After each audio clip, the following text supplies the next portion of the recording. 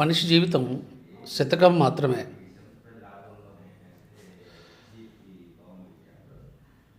వంద సంవత్సరాలు అనేది పెద్ద సంఖ్యలో ఉండొచ్చు, కానీ 10 పదులు.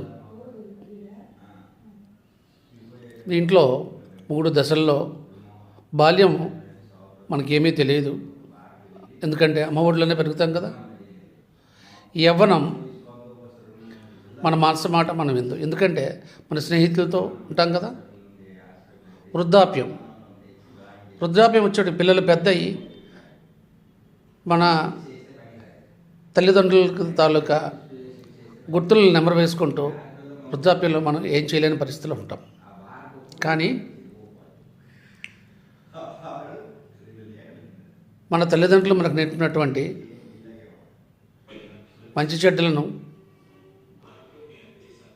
సమాజానికి, మన బిడ్డలకు ఉపయోగపడే విధంగా వాడుతూ మన పిల్లలకు మంచి భవిష్యత్తు ఇచ్చే విధంగా తీర్చిదిద్ది వారికి బంగారు బాట వేస్తే మన తల్లిదండ్రులు మనకి జన్మ ఇచ్చినందుకు సార్థకత అనేది ఏర్పడుతుంది. అందరికీ నూతన సంవత్సర శుభాకాంక్షలు.